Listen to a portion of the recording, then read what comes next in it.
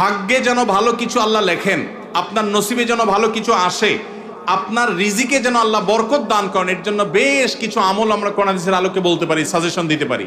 বরকত যদি চান, এক নম্বর হলো ঈমান এবং তাকওয়া লাগবে। আল্লাহ বলেছেন ওয়ালাউ আন্না আহলাল কুরআ আমানু ওয়াত্তাকাউ লাফাতাহনা আলাইহিম বারাকাতিম মিনাস সামা। যদি কোনো জনপদের লোকেরা ঈমান আনে, আল্লাহর ভয় অন্তরে লালন করে, আল্লাহ বলেছেন আসমান থেকে বরকতের সব দুয়ার খুলে দেওয়া হবে।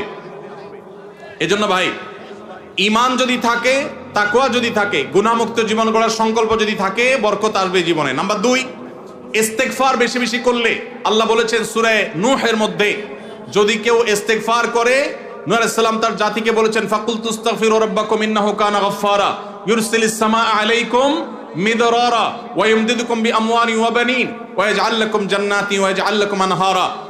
আল্লাহ নবী নূহ আলাইহিস সালাম বলেছেন, আমি আমার জাতিকে বলেছি তোমরা আল্লাহর কাছে ইস্তেগফার করো, ক্ষমা প্রার্থনা করো।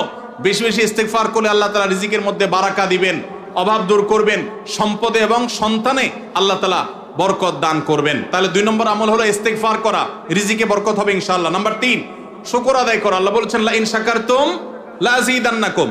আপনি কোনো কিছু পেয়েছেন, আলহামদুলিল্লাহ বলেন, যা পাইছেন শুকর আদায় করেন, আল্লাহ নেয়ামত বাড়ায় দিবেন। নাম্বার 4, দান সাদাকা করা। আল্লাহ তাআলা বলেছেন ইয়ামহাকুল্লাহুর রিবা ওয়া ইউরবিস সাদাকাত। আল্লাহ সুদকে ধ্বংস করবেন, তবে সাদকা এবং দান এটাকে আল্লাহ তাআলা বাড়িয়ে দিবেন। এই জন্য কেউ যদি দান করে, আল্লাহ তাআলা তাকে কি দেন? বরকত দান করেন তার রিজিকে। তারপরে 5 নম্বর হলো আত্মীয়তার সম্পর্ক রক্ষা করা। নবীজি সাল্লাল্লাহু আলাইহি সাল্লাম বলেছেন মান সাররাহু আন ইউবসাতা লাহু ফি রিজকিহি আও ইউনসা লাহু ফি আথারিহি ফালিয়াসিল রাহিমা। যে ব্যক্তি চায় তার আত্মীয়তার সম্পর্কে, যে ব্যক্তি চায় তার হায়াতে বরকত হোক, তার রিজিকে বরকত হোক, সেই জন্য আত্মীয়তার সম্পর্কের সাথে সম্পর্ক ভালো রাখে, আত্মীয়দের সাথে, অর্থাৎ রক্ত সম্পর্কে আত্মীয়দের সাথে যেন সম্পর্ক কানেক্টেড রাখে, বিচ্ছিন্ন না করে, তাহলে তার রিজিক এবং হায়াতে বরকত হবে। সর্বশেষ আরেকটা আমল বলতে চাই, সেটা হলো খাবারের ক্ষেত্রে একত্রিত হয়ে বসে খাবার খাওয়া। এই সুন্নত আমাদের সমাজ থেকে বিদায় হয়ে গেছে, আমরা অনেকে জানি না। আবু দাউদের একটি হাদিস বর্ণিত হয়েছে, নবীজি সাল্লাল্লাহু আলাইহি সাল্লামের কাছে এক ব্যক্তি বললেন, হে আল্লাহর রাসূল, আমরা খাই কিন্তু অনেক খাওয়ার পরেও পরিতৃপ্ত হই না, পেট ভরে না, খাবারের চাহিদা পরিপূর্ণ মিটে না, কারণটা কি? নবীজি সাল্লাল্লাহু আলাইহি সাল্লাম বলেছেন তোমরা সম্ভবত আলাদা আলাদা প্লেটে খাও, আলাদা আলাদা সিঙ্গেল সিঙ্গেল খাও। তখন নবীজি সাল্লাল্লাহু আলাইহি সাল্লাম বলেছেন তোমরা সবাই একসাথে খানা খাবে, আল্লাহ তাআলা তোমাদের খাবারে বরকত দান করবেন।